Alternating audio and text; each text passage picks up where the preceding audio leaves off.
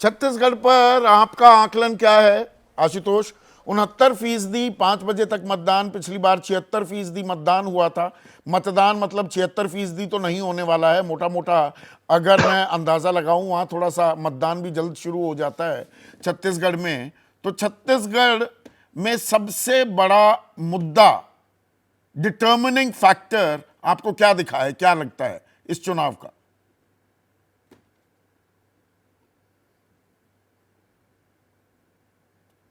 देखिए संदीप, एक तो ये जो 69% जो वोट पड़े हैं, ये मेरे ख्याल से ये आंकड़ा 72% तक जाके रुकेगा, क्योंकि अब ये इनिशियल डेटा है और इनिशियल डेटा बाद में ये थोड़ा सा करेक्ट होगा।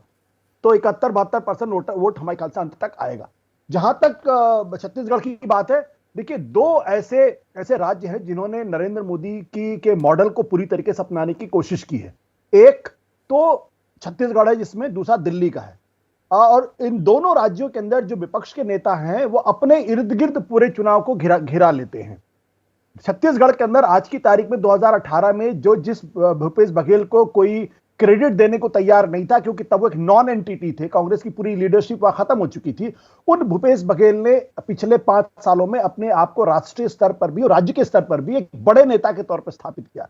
वो इस बात को समझ गए हैं कि जैसे नरेंद्र मोदी ने गुजरात जाने के बाद अपने आप को गुजरात की अस्मिता के साथ जोड़ रखा था और बार बार गुजरात अस्मिता की बात करते थे, उसी तरीके से भूपेश बघेल ने भी सबसे बढ़िया छत्तीसगढ़िया, ये जो अस्मिता, वो आइडेंटिटी पॉलिटिक्स जो नेशनलिज्म हम कहते हैं, ये रीजनल एस्पिरेशंस की बात करते हैं, उससे अपने आप को जोड़ने की पूरी कोशिश। बिल्कुल बिल्कुल। तो ये उनकी सबसे बड़ी कामयाबी है और भारतीय जनता पार्टी की सबसे बड़ी दिक्कत पिछले 10 सालों में यही हुई है। जहां कहीं भी उनको स्थानीय स्तर पर बड़ा मजबूत विपक्ष का नेता मिलता है, वहां फिर उनको बहुत दिक्कत आती है। दिल्ली इसका सबसे बड़ा उदाहरण है कि जिस नरेंद्र मोदी ने अपने अश्वमेध यज्ञ का घोड़ा को रोकने को तैयार नहीं था, वहीं दिल्ली के अंदर 70 में 67 सीटें आम आदमी पार्टी ने जीती और 2020 में 67 में से 70 में से 62 सीटें जीती। तो ये जो मॉडल है, जिस पश्चिम बंगाल के बारे में, ममता बनर्जी के बारे में बहुत सारी बातें कही जाती, तो न जाने कितना दुष्प्रचार उनके बारे में हुआ, लेकिन 200 से ज्यादा सीटें वो लेकर आई।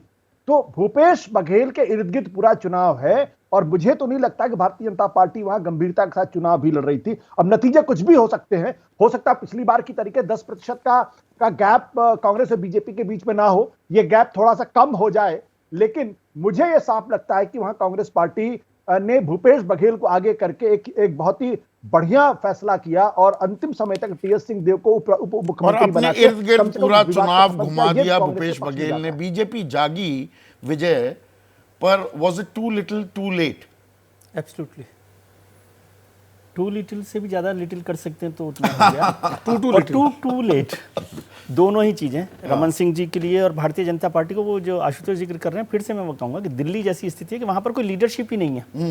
भारतीय जनता पार्टी को आखिर में मजबूरी में रमन सिंह जी को वापस लेकर चले गए, कांग्रेस पता भी नहीं था किसी को, कानों कान खबर नहीं हुई। और वो आदिवासियों के बड़े लीडर है, आदिवासी बड़ा इंपॉर्टेंट फैक्टर है वहां पर। दिलीप सिंह जूदेव के बाद नंद कुमार साय ऐसे लीडर थे जिसकी खबर भी नहीं रही पार्टी को, जो आप ठीक जिक्र कर रहे हैं। और रमन सिंह जी को आखिर तक नहीं लाया गया था और बिल्कुल लास्ट मिनट पर उनको लिया गया, क्योंकि कोई लीडर नहीं था जिसकी लीडरशिप में चुनाव लड़ा गया।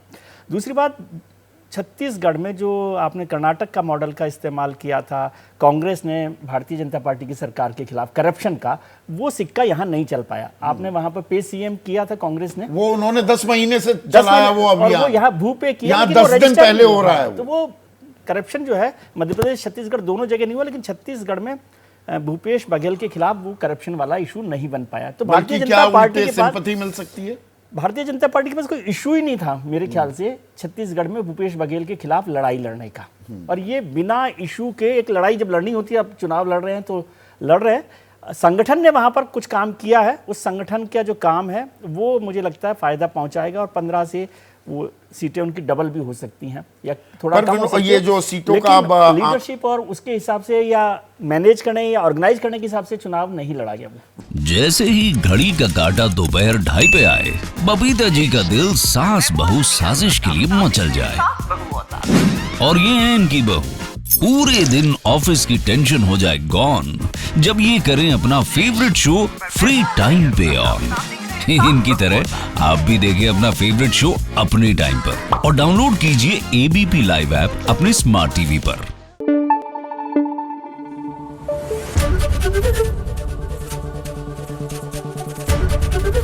एबीपी न्यूज आपको रखे आगे।